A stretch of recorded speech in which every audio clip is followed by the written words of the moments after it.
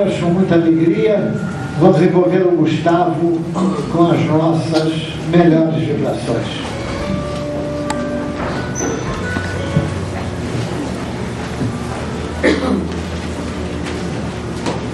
Boa noite. Que a paz de Jesus esteja em nossos corações. Ele esperava há muito tempo por aquela oportunidade. Grego de nascença, porque da cidade de Tarso, Paulo, o apóstolo dos gentios, sabia da importância que era falar em Atenas.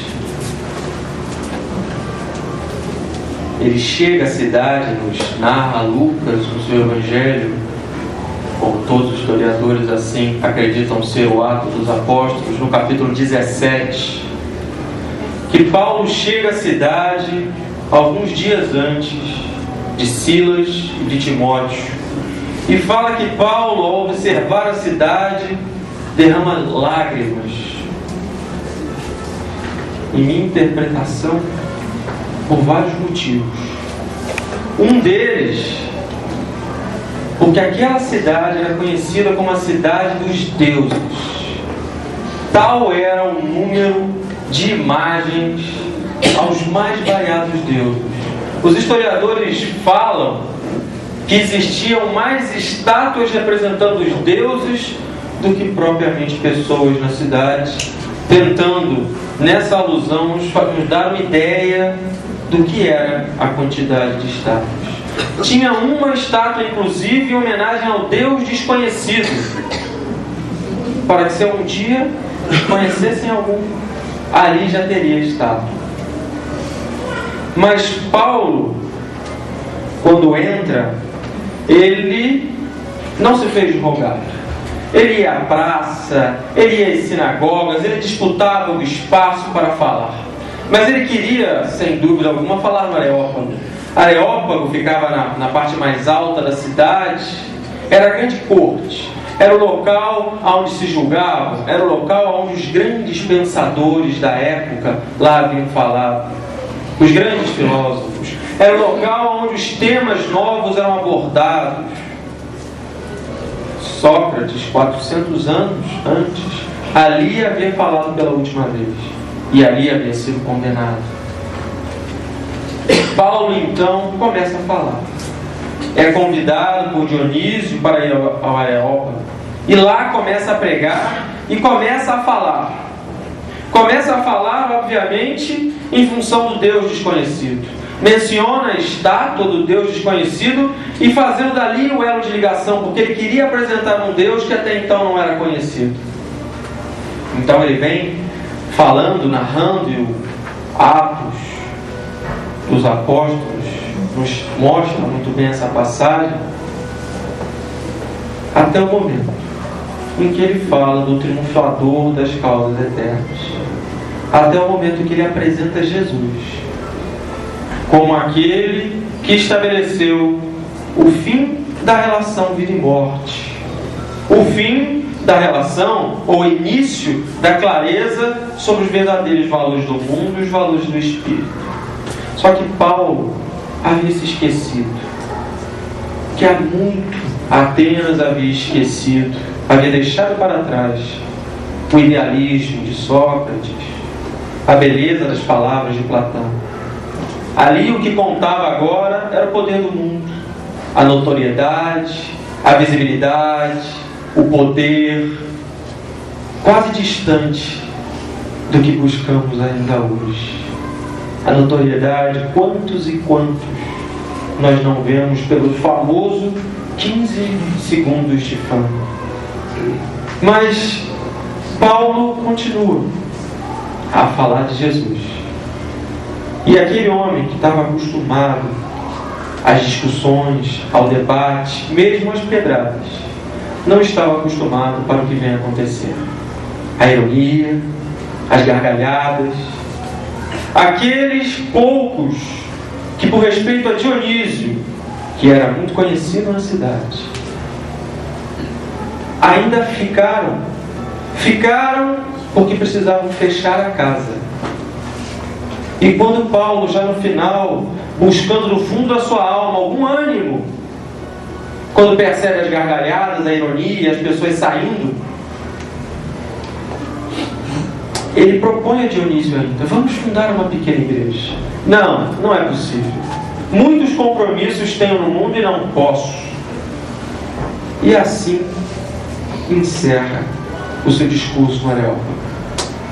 E a interpretação é minha, porque se Lucas fala em Atos, descreve as lágrimas do início, eu acredito profundamente das lágrimas que vieram depois, porque Paulo era um apaixonado pelo Cristo, era um apaixonado pela causa. As lágrimas ali eram profundas, tanto a ação que eles descrevem, o abatimento toma conta dele. Mas como Deus não abandona nenhum de seus filhos, na manhã seguinte, Silas e Timóteo chegam e, o encontrando assim, o animam dizendo: vamos a Corinto. E ele, sentindo o ânimo renovado, parte para Corinto e lá funda a primeira igreja de Corinto. O seu ânimo de tal forma se encontra renovado nos companheiros ali que com ele chegam, que o estimulam, que os companheiros falam: vamos de barco, para que você possa descansar desse seu abatimento. Ele fala: não, vamos caminhando, porque podemos encontrar alguns no caminho. E isso já nos esclarece o benfeitor espiritual Emmanuel, através de um livro belíssimo, Paulo Estevam. Ele parte em direção a Corinto e, anos mais tarde, ao fundar a primeira igreja de Antioquia, surge ali, na Síria, surge ali pela primeira vez o termo cristão. Fiz essa volta para chegar na origem do termo cristão, porque até então só o Cristo tinha esse título.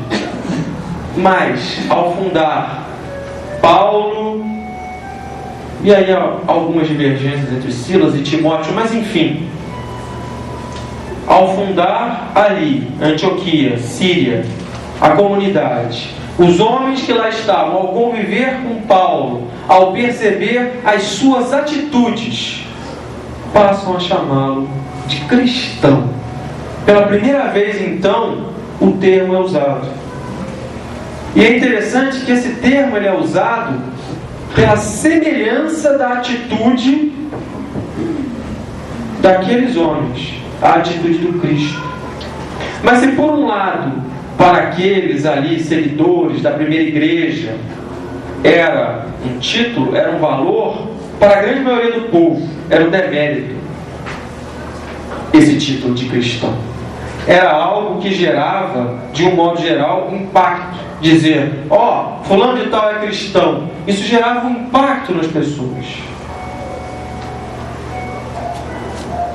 Quando fiz essa pesquisa, levantei esses dados, eu comecei a comparar com o termo cristão hoje.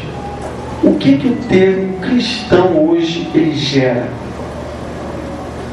O que representa quando alguém diz assim: eu sou cristão? E eu não sei se vocês sabem, mas no final de setembro ali do ano passado, quando estava no boom Código da 20,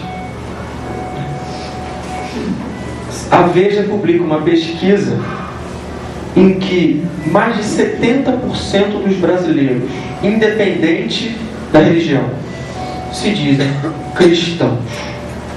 E aí foi mais ou menos na época em que eu fazia esse estudo, preparava pela primeira vez esse estudo, e isso me impactou. Eu falei: mais de 70%, ou algo em torno de 70% dos brasileiros se dizem cristãos. Isso deveria ter um significado muito forte em termos de tudo que o Mestre veio trazer para nós. E a sensação, pelo menos no momento em que li isso, é que isso não existia. Porque a miséria, graça ainda em nosso país. A indiferença, as diferenças sociais imensas. Aonde essa explicação? Também, quando preparava isso, lembrei de uma conversa que tive com um amigo querido, altivo, fundador do Centro Leon Denis, desencarnou no início desse ano. Há alguns anos atrás, quando lá estávamos no encontro de mediunidade, a gente sentou lá no intervalo e eu disse: Gustavo, vamos bater papo aqui. Ele me dava confiança. E aí eu comecei a falar para ele do meu gosto por pesquisar a vida dos apóstolos, pesquisar um pouco a vida de Jesus. E aí ele me contou um fato que ocorreu com ele na comemoração do 25º aniversário do Santo Espírito Leon Denis, acredito que em torno dos anos 80.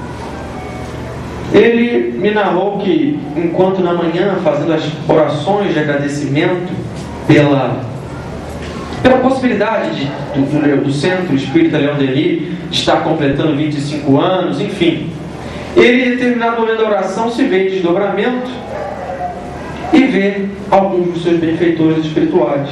E é levado ao mais alto para perceber a influência que aquele centro gerava nas redondezas. E então ele percebe a presença de Leon Denis. E, segundo o altivo me narra, Leon Denis fala para ele, depois de conversas sobre o centro, sobre a expectativa dos espíritos, enfim, conversa com ele e fala que ele não tinha noção de como a figura de Jesus era estudada na espiritualidade.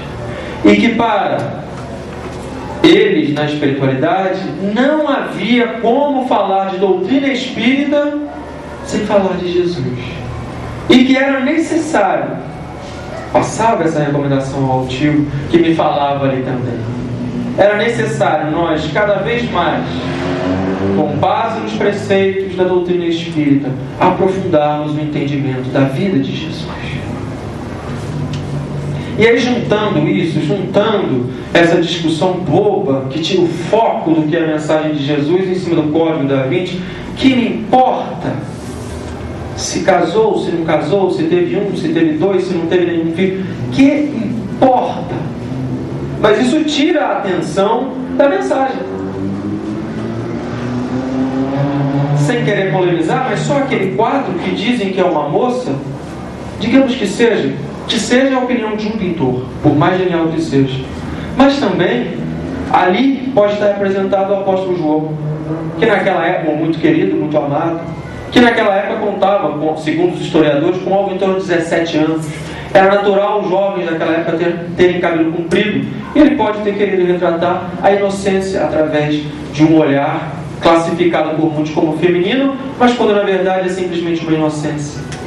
Mas enfim, tudo isso tira o foco do ponto principal: ser cristão. O que é ser cristão? O que significa esse termo, efetivamente? E essa é uma resposta fundamental, como Gilberto colocava aqui no início. Essa é uma questão fundamental, responder a essa questão, porque veja bem, Kardec dedica um dos 5 livros básicos da codificação ao analisar as questões do Cristo. Ora, a nossa doutrina espírita tem como modelo, segundo o livro dos Espíritos, Jesus. Se ele é o modelo, ele não fala é um dos, ele fala é o. Quando ele coloca é o modelo, ele está colocando como o modelo. Se é ele o modelo, o que efetivamente ele veio nos ensinar? Qual efetivamente a mensagem que ele deixou? Qual o conteúdo efetivo da mensagem de Jesus?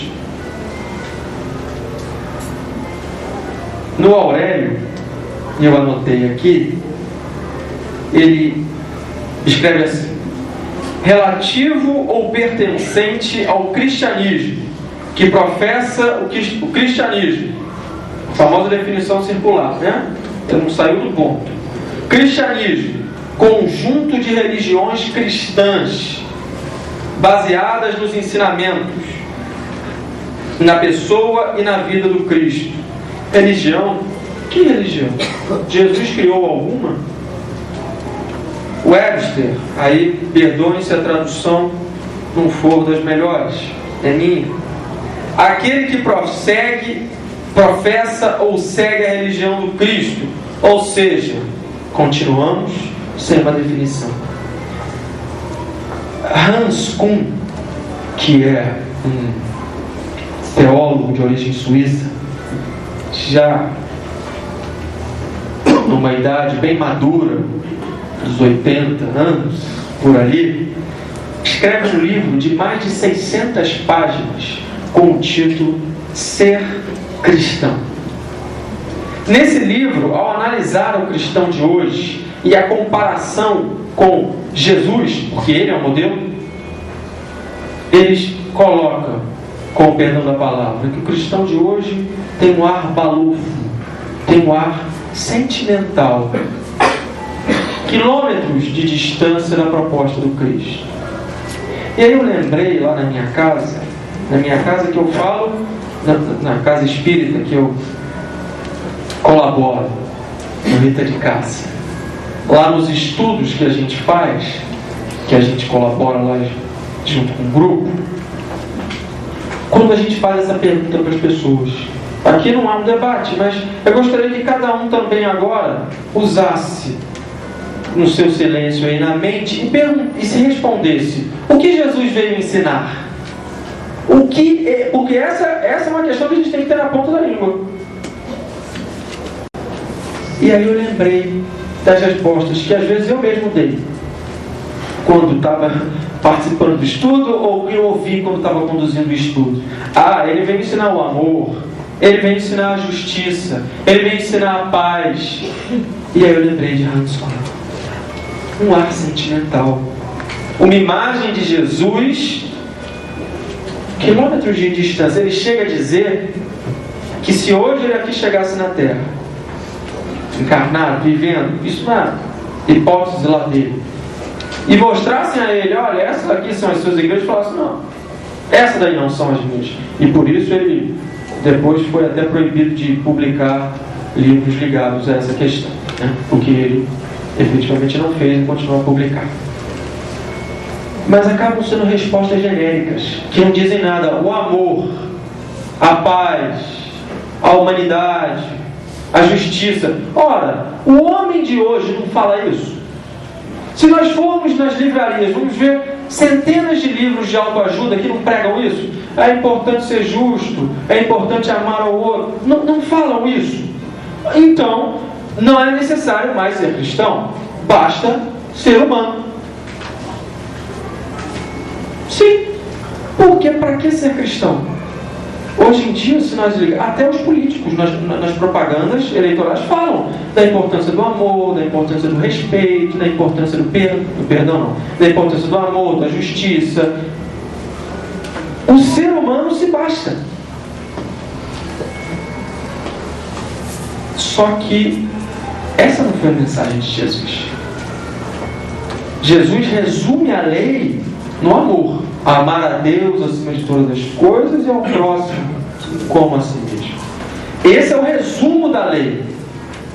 Mas a pregação de Jesus, basta olharmos com atenção nos 4 evangelhos. Tem um tema central e 2 propostas que são revolucionárias e pelas quais, sem dúvida alguma, geraram a sua morte. Qual é a proposta central? A proposta central está presente no seu primeiro discurso, na sua primeira pregação, que nós também não gostamos. Começa assim: transformai-vos, pois é chegado o reino dos céus. Essa é a primeira pregação de Jesus. Evangelho de Lucas, Evangelho de Marcos. Transformai-vos, pois é chegado o reino dos céus. Ele já começa falando de transformação, de mudança, que é algo que a gente não lida muito bem.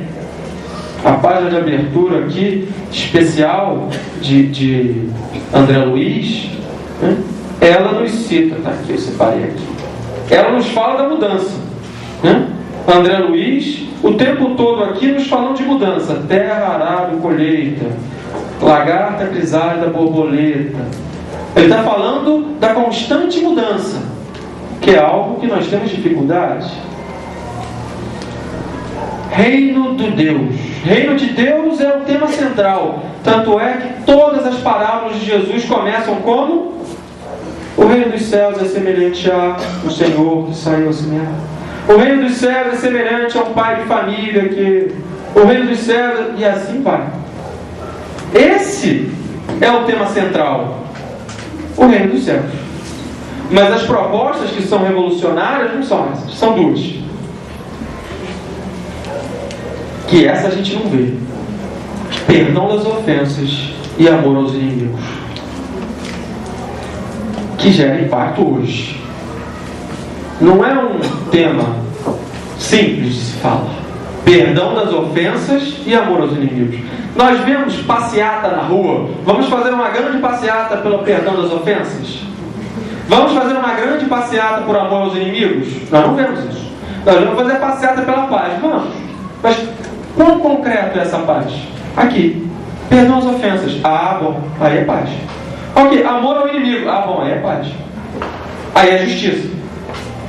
Nós vemos passeata pela paz. Ali, lá pelo Leblon, ali, volta e meia tem uma na praia. Aí vai todo mundo de branco. Mas o que tem de concreto? Jesus é extremamente objetivo. A gente vai trazer aqui algumas passagens que Kardec analisa, os espíritos analisam no Evangelho, com essas propostas, mas de forma objetiva. E isso nós não vemos. Passeata de perdão das ofensas, passeata de amor ao inimigo. De um modo geral, quando a gente escuta isso, a nossa postura: mas isso é muito difícil. Mas isso é para Dr. Bezerra. E isso foi para Eurípides. Esquecendo que ele se fez Eurípides. Ele se fez Dr. Bezerra. Se fez Chico Xavier. Não era de antemão. Trabalhou esses valores. Nesses livros, e são inúmeros os livros a respeito, por exemplo, de Chico Xavier, nós vemos o tempo todo ele exercendo essas duas questões. Várias e várias vezes. No início, às vezes de forma engraçada, e sem dúvida alguma, pela tremenda humildade dele, dizendo-se estimulado e obrigado por Emmanuel. Mas notamos essa. Notamos efetivamente essas duas ações. Aí falar de paz e de justiça e de amor tem algo de concreto, porque senão, olha só uma passagem que está no capítulo Mateus, capítulo 5. Portanto, se estiveres para trazer a tua oferta ao altar e ali te lembrares que teu irmão tem alguma coisa contra ti, deixa a tua oferta ali diante do altar e vai primeiro reconciliar-te com teu irmão. Assume logo uma atitude conciliadora com o teu adversário, enquanto estás com ele no caminho. Olha que interessante esse trecho de Jesus. Porque o que o homem lá ia fazer? Ia para o altar levar a sua oferta. É a paz. Não é isso que a gente entende a paz? A paz é o quê? A paz, eu vou no centro espírita, eu vou fazer minha prece, eu ouvir a minha palestra, eu vou na igreja, eu vou levar o quilo da matula. Só que ele coloca algo antes disso. Sem tirar o valor disso. Mas ele coloca algo como base, que é a questão da reconciliação. E eu vou analisar o perdão das ofensas e o amor aos inimigos, até por uma questão de tempo, sobre 3 óticas. A primeira delas está aqui, quando Jesus fala da reconciliação. E aqui tem 2 formas de olhar. Primeiro, e a análise que a gente vai fazer primeiro, o olhar aqui da terra. Porque Jesus fala assim: deixa a tua oferta e vai primeiro reconciliar-te, assume logo, de imediato, uma atitude conciliadora. Aí a gente vai dizer assim: mas se eu for lá, o que ele vai falar para mim? Eu vou falar isso, mas aí ele vai me dizer aquilo. A gente já começa mentalmente numa atitude de gerar resposta mental antes mesmo de dizer. E aí quando a gente fala de reconciliação, a gente lembra de novo de Paulo,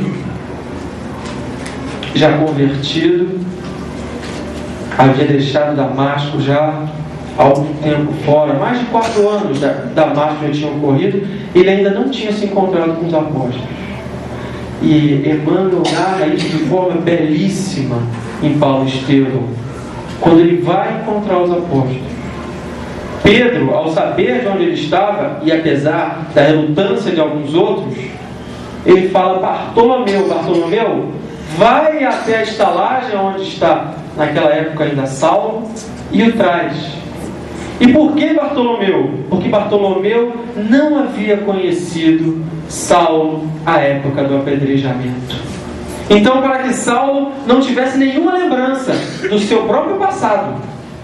E vejam, Saulo havia apedrejado, comandado o apedrejamento até a morte daquele que era considerado o orador, o homem com grande eloquência, que cultivava as pessoas de tremendo amor, de tremendo carinho. Então ele manda Bartolomeu. Quando chegam, em momento nenhum, e Pedro instrui isso, a gente vê claramente lá no livro Paulo Estevão, para que não se tocasse no nome de Estevão. Pedro orienta aos outros. Então, quando Saulo lá chega, ele pergunta logo de imediato: quais são os seus planos para o futuro? Ele não derruba o outro, ele joga o outro para cima. Ele não faz o outro olhar para trás na reconciliação. Ele pergunta: quais são os seus planos para o futuro? E depois da conversa, Saulo pede. Quando eles percebem que Saulo precisava repousar e eles levam ele pede: posso ficar no quarto que foi de Estevão? E aí eles trazem, percebendo o movimento do coração de Saulo, os papiros da época onde Estevão fazia os seus estudos sobre a mensagem. Olha que exemplo de reconciliação. Em momento nenhum eles chegaram a lembrar o passado. E aí eu nos pergunto, e essa pergunta faço a mim, porque adoro fazer essa. Hoje, quando o Gilberto me perguntou, eu falei: olha, eu tenho uma aqui, mas eu tenho essa aqui que eu gosto, porque eu preciso muito ouvir isso. E aí eu me pergunto, e me permito também a deixar esse questionamento para vocês: como nós fazemos a nossa reconciliação? Como nós nos colocamos diante daqueles que nos ofenderam? Porque quando a gente fala de reconciliação, gente, a gente está falando de mágoa, a gente está falando de ressentimento, de tristeza. Como é que nós nos colocamos? Em que atitude, inclusive mental, nós nos colocamos?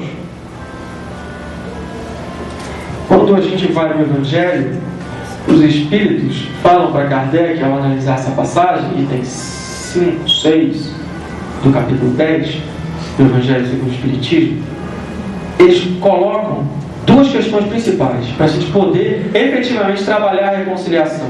Uma é entender e viver a sobrevivência da alma, e a outra é a justiça divina.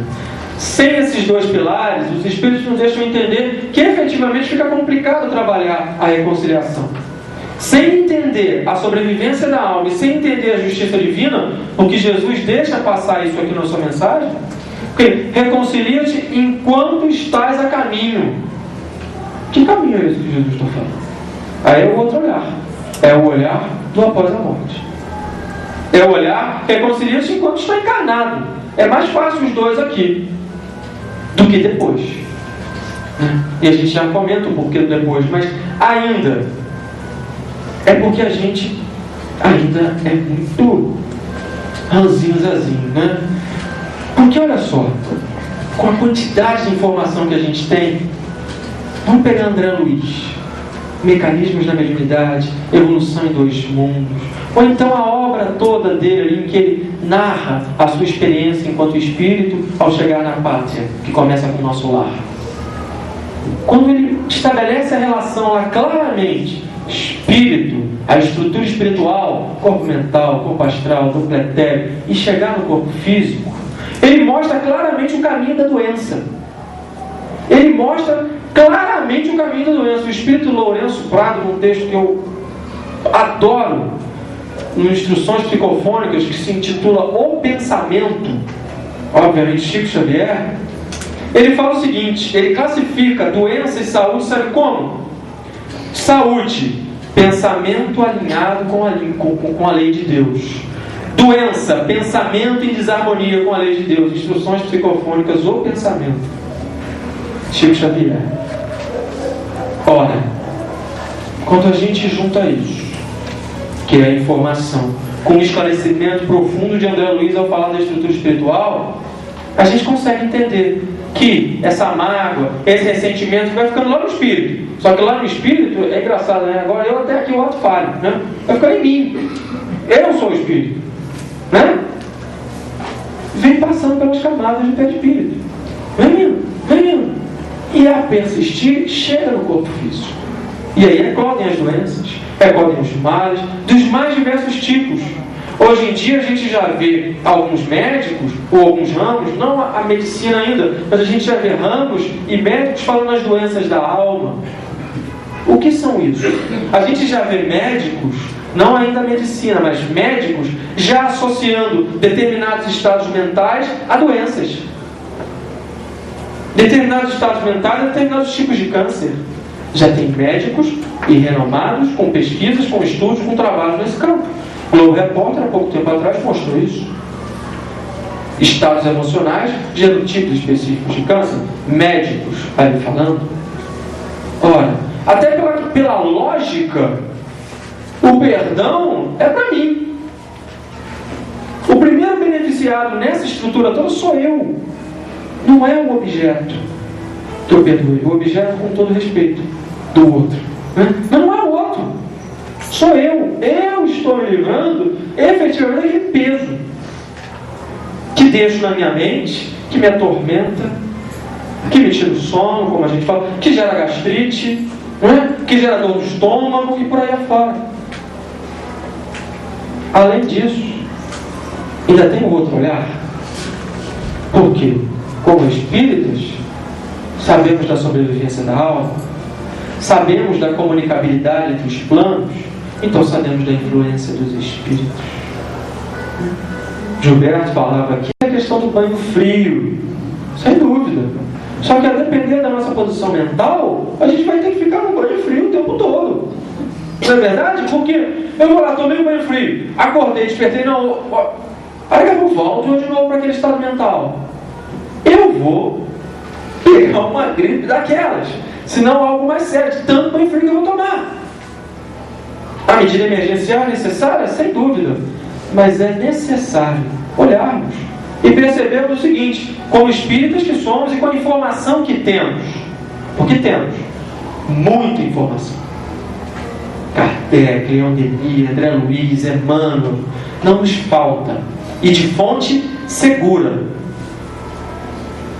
E aí a pergunta, o que fazemos com essa informação? Missão do homem inteligente, né? O que fazemos com toda essa informação que recebemos? Porque o processo, ele, várias vezes, ele começa aqui, encarnado. E aí eu, pelo meu orgulho, eu vou empurrando com a barriga.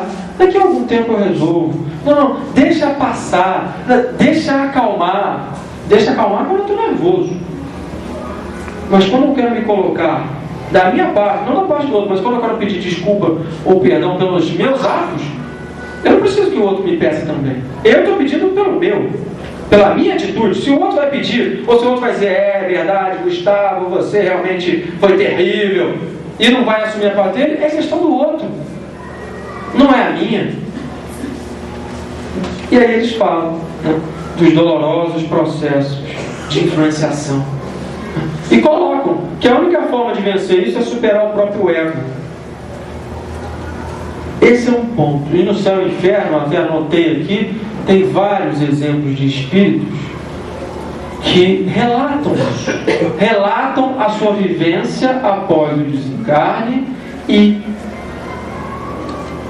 o sentimento de podia ter feito e não fiz. Perdi a oportunidade. Não que no espiritual não se faça, né? Mas até voltar às vezes de novo, reencontrar aqui. Porque uma coisa é a gente fazer naquela condição, outra coisa é aqui. vivendo, como a gente diz, mergulhado na carne.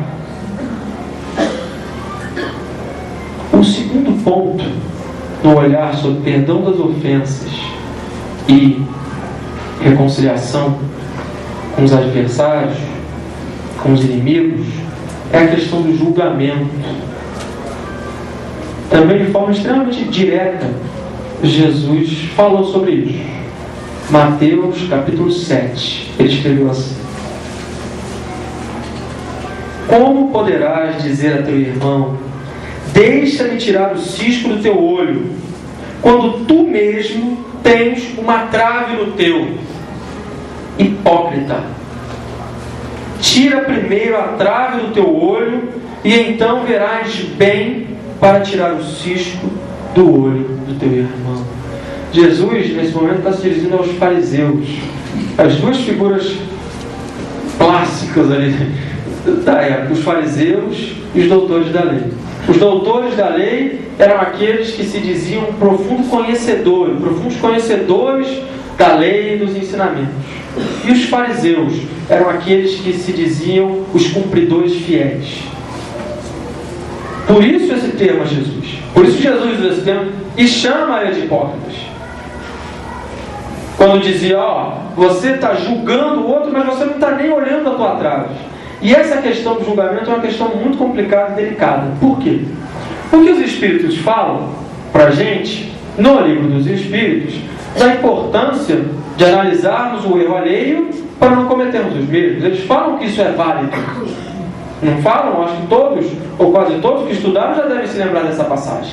Quando eles falam que é válido você analisar o erro do outro para não cometer o mesmo. Ora, só que aí tem um limiar, uma linha muito tênue entre você analisar a atitude do outro e você começar a julgar. Esse é o ponto. Chega uma hora, né, e de um modo geral é por aí que a gente acaba descendo a escada na hora que vai fazer essa análise, que a gente começa a julgar. A gente passa da análise do fato para julgar. E a gente faz isso por alguns motivos. Primeiro, porque julgar o outro tira o foco de mim. Por que a gente gosta tanto, ou gasta tanto a nossa energia, nada contra, né? Mas vendo programas, analisando e pensando sobre o outro? Por que a gente tem tanta facilidade, às vezes, numa reunião de família, de falar mal daquele nosso primo, daquela nossa tia que não está lá? Porque é mais fácil. Agora, eu ali, numa reunião de família, onde estão todos aqueles que em princípio gostam de mim, eu pelo menos estou no esforço, porque foram colocados dessa forma, nessa encarnação, eu poderia também fazer uma análise minha. Eu digo, poxa mãe, faz uma análise sincera minha, com carinho de mãe, né? Não é verdade? Mas é mais fácil eu fazer a análise do outro, porque eu tiro o olhar de mim, e a vida me coloca numa posição superior. Porque inconscientemente ou conscientemente eu me coloco na posição daquele que não faz aquilo. Não é? Eu começo a analisar o primo que não passou no vestibular, ou o primo que fez isso, e aí eu começo a me colocar naquela posição. Eu vou estufando o peito, né? Porque eu não faço isso. Se não é consciente esse movimento, prestem atenção porque é inconsciente. Eu estou literalmente tirando o olhar de mim para jogar o olhar no outro. E aí me faltam duas questões. Primeiro, condição ética, justa e digna para fazer essa análise. Porque, por melhor que sejamos, cada um de nós aqui, né, sabemos efetivamente das nossas dificuldades, das nossas limitações. Cada um de nós sabe o quão perturbadinho é, né? Mas esse olhar vai na hora. E a outra questão: dificilmente a gente conhece todas as implicações que levaram a pessoa a agir daquela forma. Não é justificar o ato, mas a gente não conhece. É muito fácil para uma pessoa que teve uma vida totalmente abastada dizer: eu não roubo, nem mesmo para alimentar um filho. Porque nessa encarnação você não está passando por essa prova. Então nessa você pode dizer, na condição abastada eu não vou para alimentar um filho. Novidade. Mas e na dificuldade? Sem justificar o roubo, mas apenas para mostrar outra forma de olhar. E na dificuldade? E na miséria? E ao choro do filho? Será que não? Será que eu, na minha limitação, não acharia uma outra saída e iria para aquela? Mas quando a gente julga, a gente se coloca acima dessa posição. Prestem atenção, porque me peguei várias vezes assim, me pego várias vezes assim no julgamento. E olha, a partir do momento que vocês, ou que cada um de nós aqui tomar consciência disso, vai ser cada vez mais convidado a julgar o outro. É batata, pode contar. A partir do momento que você tomar consciência e falar, não, a partir de hoje eu vou fazer um esforço tremendo para não julgar, não tenha dúvida, vai ser a vizinha, vai ser o porteiro, vai ser... Tomei a decisão hoje à noite, cheguei em casa, acordei, o porteiro vai chegar e falar, e doutor, você viu lá a moça lá do 302, você viu o que ela fez ali? Vai te convidar, não tenha dúvida. Na verdade, te convido o tempo todo, que a gente vai ficar consciente a isso. E aí a gente lembra de novo de Jesus. Ele tinha ética, justiça e dignidade para julgar. E mesmo assim, quando é convidado, o que ele faz na mulher adulta? Cadê aqueles que te acusam? Não estão aqui, Senhor. Eu também não te acuso. Vai e procura não errar de novo. Qual é a palavra de Jesus? Estímulo, ânimo, caminha, olha para frente. Essa é a palavra de Jesus. Não julga, levanta, caminha, olha para frente. E a gente tem dificuldade de ver isso. Quer ver? Estudando lá com um grupo lá nosso, a preparação dos médicos, orientação mediúnica. Então, obviamente, a gente tem que ler num determinado momento lá trechos do Mensageiros, né? Então a gente vai ler lá Belarmino Doutrinador, a gente vai ler lá, são tantos os casos.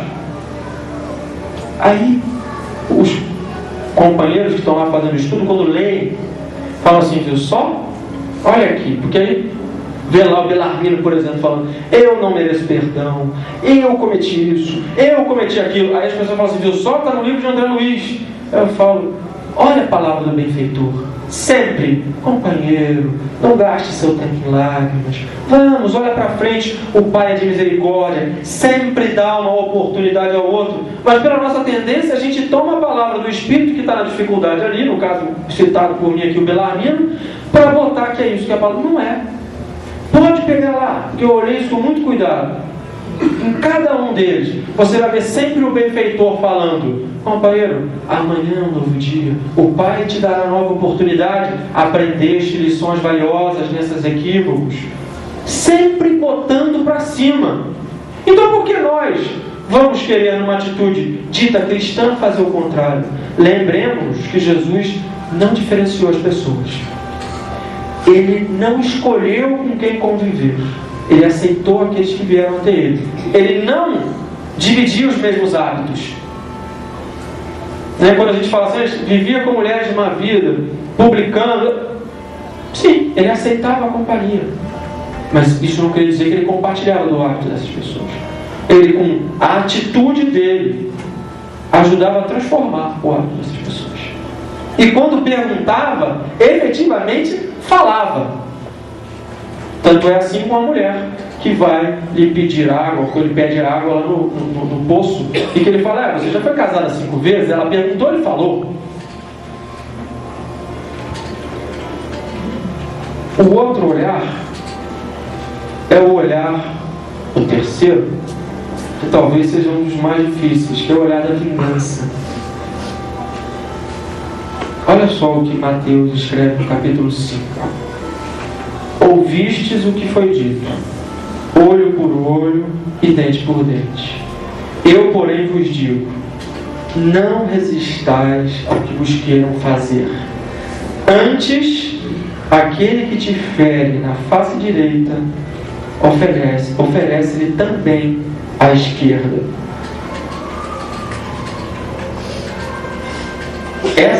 Essa passagem de oferecer a outra face ela é muitas das vezes interpretada da seguinte forma: mas Jesus não quis dizer bem isso, porque senão eu vou virar um saco de pancadas. Sem dúvida alguma, Jesus não foi saco de pancadas. E sem dúvida alguma, Jesus não estimula que seja saco de pancada. Ou não remete para nós de que a gente tem que virar um saco de pancada. Não. Mas efetivamente, se formos olhar a vida de Jesus, ele oferece outra face. De que forma? Em nenhum momento se fechando para a reconciliação com quem quer que fosse para ter com ele. Uma das cenas mais fortes do Evangelho, em minha opinião, quando Jesus, na frente dos poderosos da época, é perguntado, não responde, um soldado vem e lhe dá uma bofetada. Se a atitude dele fosse uma atitude de simplesmente virar outra face, ele levantaria o rosto e daria. Ele não faz isso. Ele pergunta ao homem: o que eu te fiz de mal? Se eu te fiz algum mal, me fala. Mas se eu não te fiz, por que me bateste? A atitude de Jesus realmente é a atitude do homem. É a do homem. Aquele que todos nós um dia, sem a menor sombra de dúvida, alcançaremos. Porque ele não deixa o homem sem resposta e muito menos sem pensar. Jesus estimula o homem a pensar, que provavelmente deve ter pensado e muito depois disso. Porque ele pergunta: por que você me bateu? Eu te fiz algum mal? Fala! Mas se eu não te fiz, por quê? E ele usa a arma da violência, sem ter o que falar, agride novamente. Mas não porque Jesus, no sentido banal, ofereceu outra face, mas porque na ignorância dele não sabia como reagir. Exemplos: mas isso é muito difícil. Como o Gilberto falava aqui, pode ser um século, pode ser 5.000, pode ser quantos quisermos. Exemplos temos vários. Gandhi libertou uma nação oferecendo a outra face.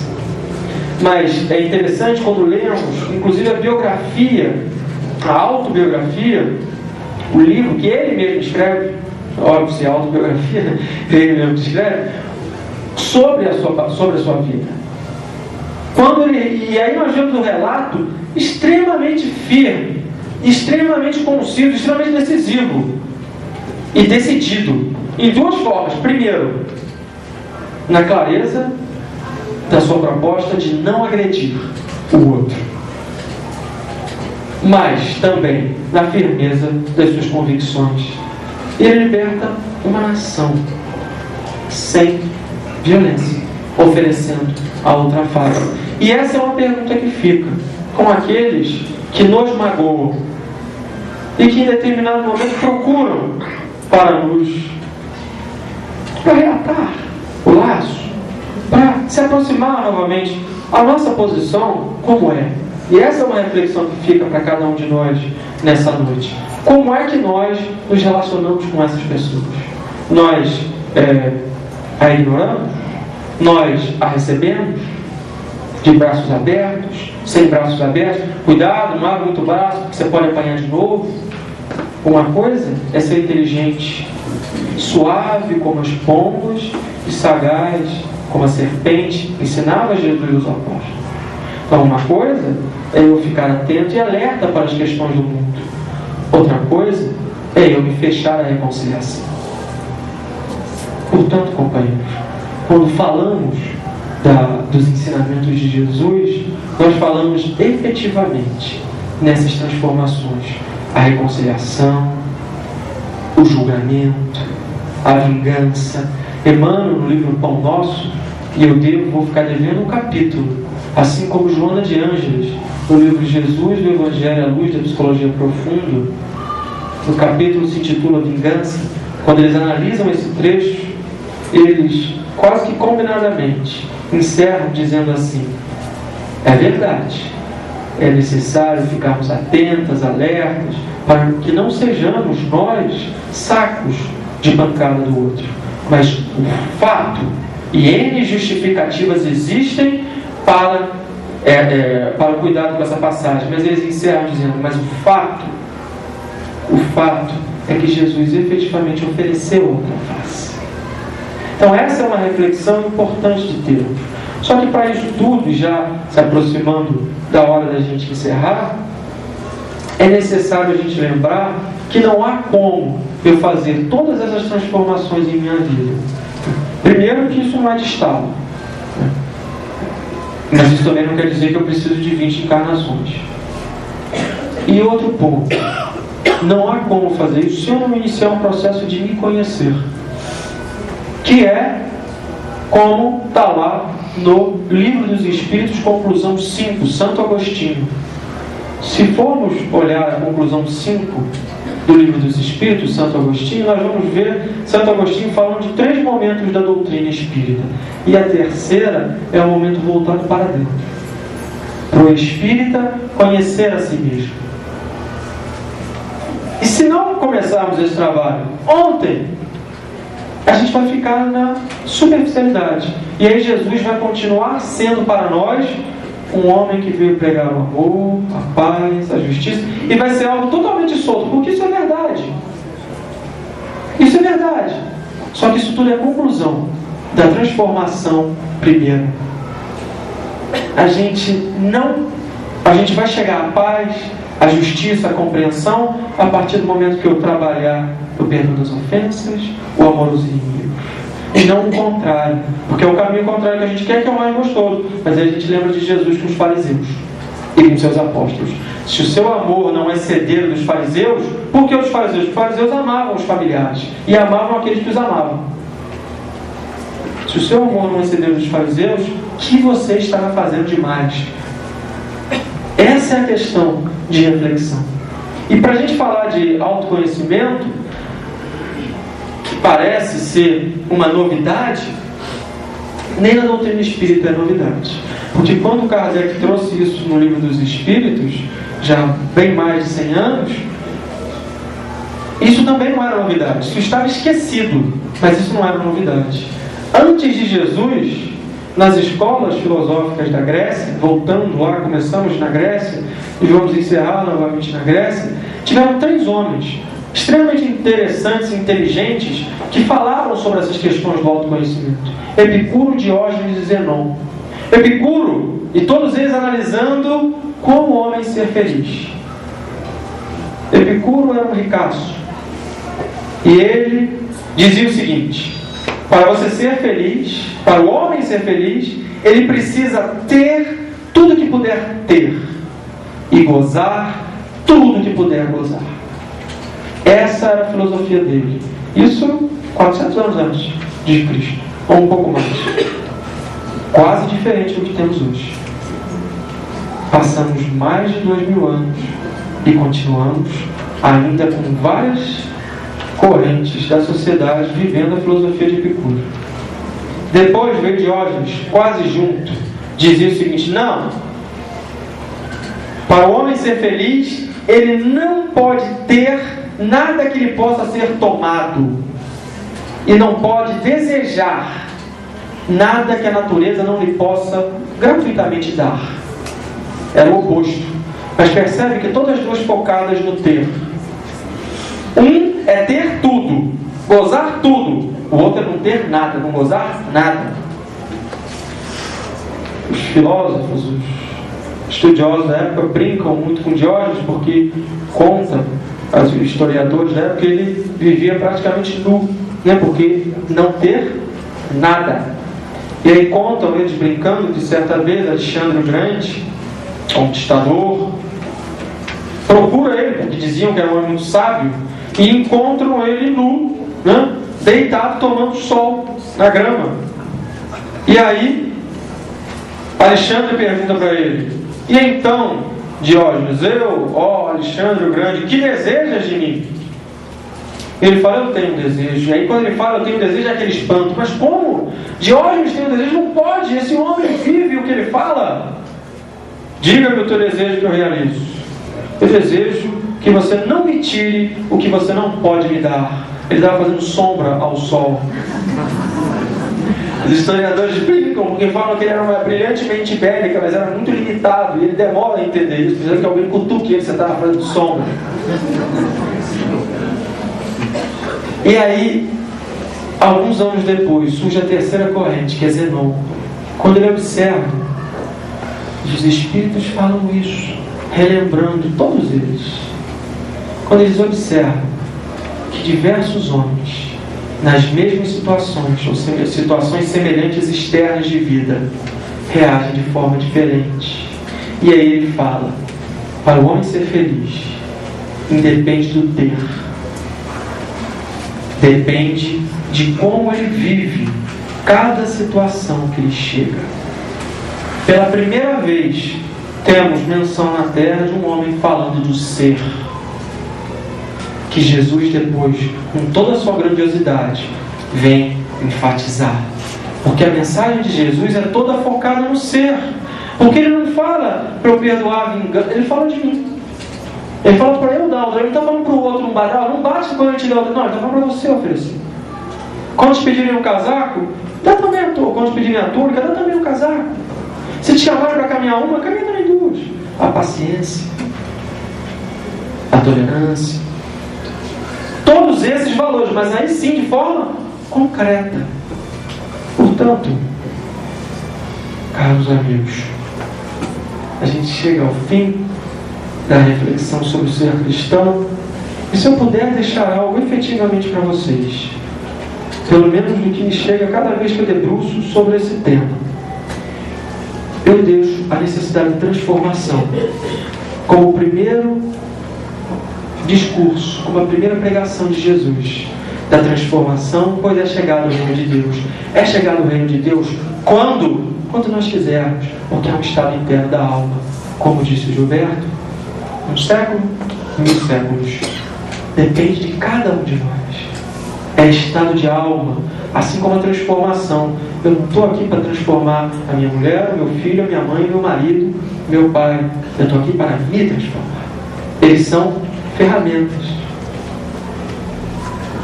E aí, fechando, a gente roga a Deus, na sua infinita misericórdia, que por mais que nessa nossa encarnação nós estejamos a caminhar no vale da sombra e no vale da morte, que Ele nos conduza na vereda do amor e da justiça. Que a paz de Jesus